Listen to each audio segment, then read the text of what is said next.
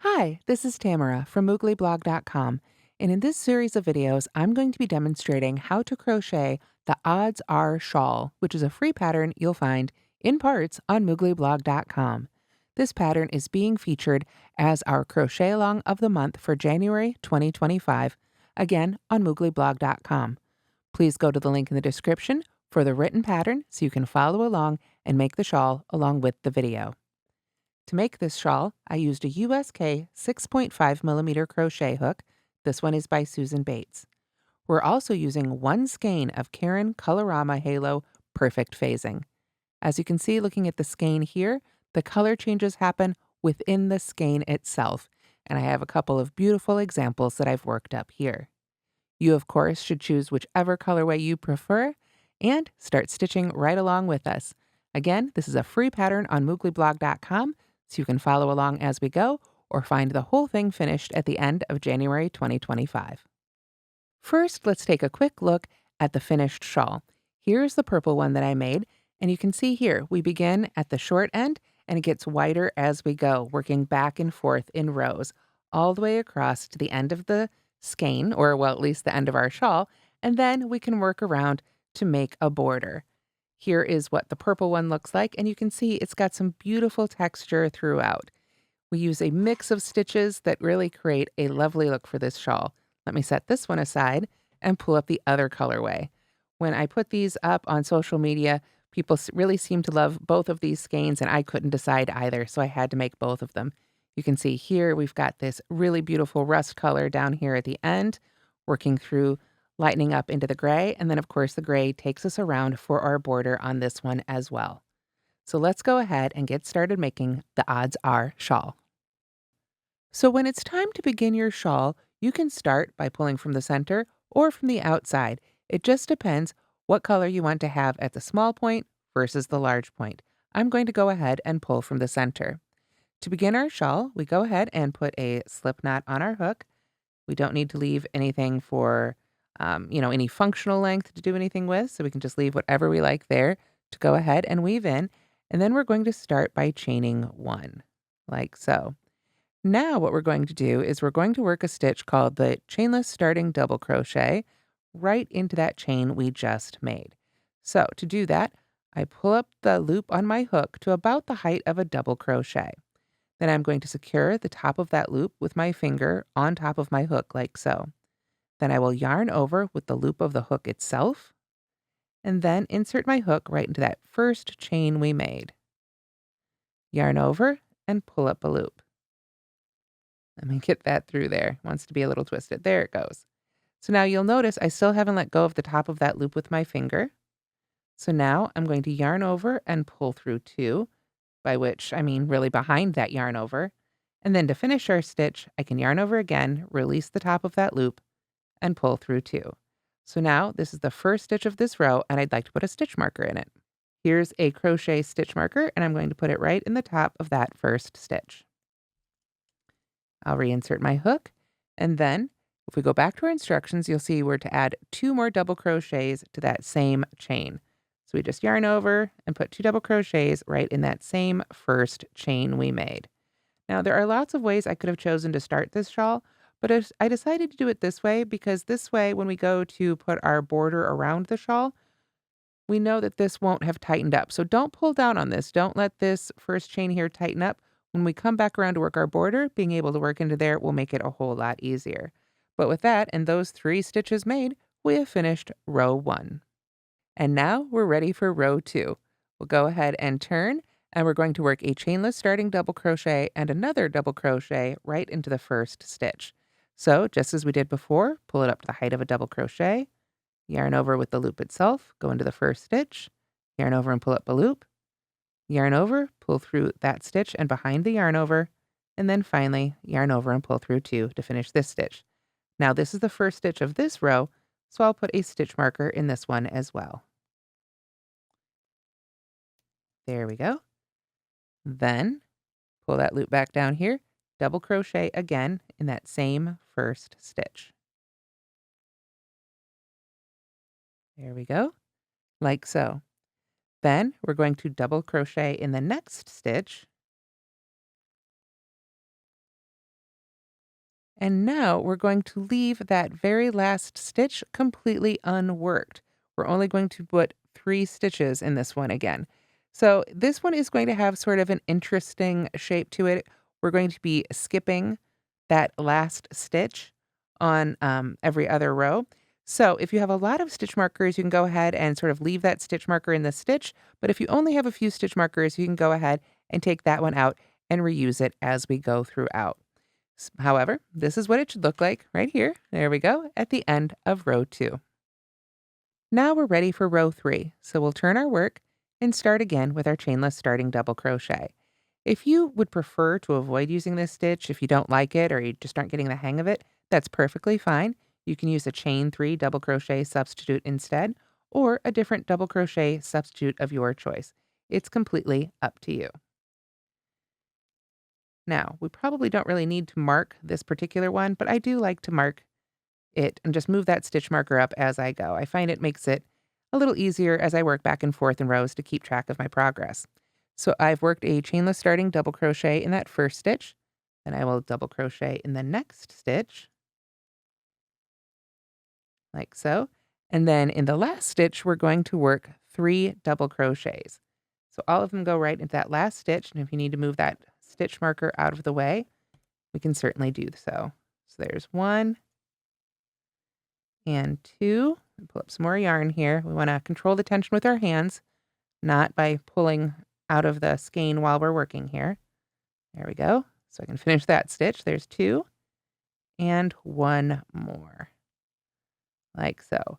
So now in row 3, we have a total of 5 stitches. 1, 2, 3, 4, 5. And now we're ready for row 4. So we turn our work and start again with a chainless starting double crochet in that first stitch. There we go. And I'll go ahead and mark that first stitch right there. Straighten out our yarn a little bit and recheck our instructions. We're going to double crochet again in that first stitch. Double crochet in each stitch across until 1 stitch remains and leave that stitch unworked. So we had 2 stitches in the first stitch, then we continue to double crochet across. But now we want to make sure that we don't put 1 in the marked stitch. And that's why I say I like to mark that stitch. Even though we're not going to work back into it, it still lets me know, hey, we've reached the end, don't work into that one. We always want to leave, when we're going this direction on our shawl, that last stitch unworked. By leaving that last stitch unworked and really loading all our increases over here, so this side is decreasing, this side is increasing, we're going to create that beautiful crescent shape. So this is what it should look like when you have finished row 4. So now we can turn and make row 5. We start again with a chainless starting double crochet, like so. And then we simply double crochet across until 1 stitch remains. So let's work our way across here, double crochet in each stitch until we get to that last one, which is going to be marked for us, which makes it really easy. Of course, I forgot to mark the first one in this row, didn't I? We've got that last row, or that last stitch there. Let's take a moment, grab that stitch marker and move it on up. We forgot to put it in that first stitch of this row. There we go. Now we've got where there's just 1 stitch remaining on this row, so we put 3 double crochets in this stitch. 1, 2, and 3. There we go. And now, of course, I can move that stitch marker right on out of the way and pull up a little bit more yarn to get us ready for our next row. But this is what it looks like at the end of row 5. And rows 4 and 5 are our repeat for section 1. We want to continue working 11 rows for section 1, but we're just going to be repeating rows 4 and 5 over and over again. So 4, 5, 4, 5, 4, 5 until you've made a total of 11 rows. So at the end of section 1, when you've finished rows 1 through 11, this is what your piece should look like. In section 2, we start our section with crossed stitches. So after row 11, we turn and we're ready for row 12. we start again with a chainless starting double crochet or whatever your favorite double crochet substitute is. There are quite a few out there, so if there's a different one you prefer, you can use that as well. I'm going to once again mark the first stitch of my row. There we go. And then going back to our instructions, I now double crochet in the next stitch, like so, and then double crochet in the same stitch as the first stitch. We're going to come back here and cross in front of the stitch we just made. Now, when we do that, we don't want to enclose this stitch inside the stitch we're making, so we want to make sure to work in front of it. So we yarn over, go back into that first stitch, and then what I like to do is sort of push everything else out of the way there so that I can just yarn over and pull my loop up through that stitch. And that other stitch that we just made previously, that previous double crochet, is just pushed right out of the way. My fingers back on there. There we go. We can make that double crochet. And now you can see they have made a little bit of an X there. The second one is in front of the stitch behind it. Let's do that a few more times. So continuing across this row, next we want to skip the next unworked stitch. So this is the part starting with the asterisk if you're following along with written pattern. So we skip the next unworked stitch and double crochet in the stitch after that. Then we double crochet in the stitch we just skipped. Again, we want to make sure to work in front of the other one. So I like to go into that stitch and just push that other double crochet right out of the way.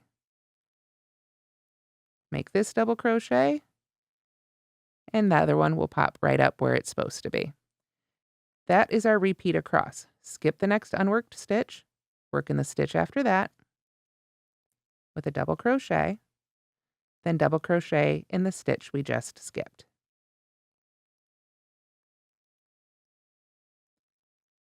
And we'll keep doing this all the way across until we get to the end, leaving that very last stitch unworked. So let's do a couple more together. Skip the next stitch, double crochet in the stitch after that, then double crochet in the stitch you just skipped. Now, if you're someone who wants to try playing around with a little bit, you could try enclosing the previous stitch inside your stitch, but it's up to you. If you like the look of it better, you can do it that way. But for an X stitch or a crossed stitch, we want to try and work those two stitches separately. There we are. So you can kind of see there the beautiful texture that this is starting to create. This is a fuzzy yarn, so it doesn't show it quite as clearly as some other yarns might, but I think altogether it creates a really lovely effect once we've got a field of these going. So now let's look at our stitches. You can see there's only 3 stitches left because we worked into that one. So there's 1, 2, 3. We know that last one's going to be unworked. So we go skip the next stitch. This is going to be our last repeat. Double crochet in the next stitch, then double crochet in the stitch we just skipped. And we leave that last stitch unworked, so now we're done with row 12. Now we turn and we're ready for row 13. Row 13 is going to be another row worked in this direction, a lot like the rows we've been doing before. We start with a chainless starting double crochet or double crochet substitute in that first stitch. And of course, we can move that stitch marker right up from the previous unworked stitch down there to this guy. And then we are going to double crochet across until 1 stitch remains. Now, don't try and overthink, which stitch you worked in what order if they're crossed right here. Just follow right along with the line of V's on top. Work these stitches in the usual order as they present right here at the top of the stitch. Don't worry about where they were worked into the row below. We just want to double crochet straight across for row 13 and for all the odd numbered rows of this section until we get to that very last stitch. And you can see here, it really starts to add up quickly. We only had 3 stitches in that first row, but it is growing quite quickly into that beautiful crescent shape. So we've got just a couple more stitches here before we get to that last one, which I've got marked. Makes it super easy to see right where I am. There we are. So now you can see we've got that one last marked stitch left.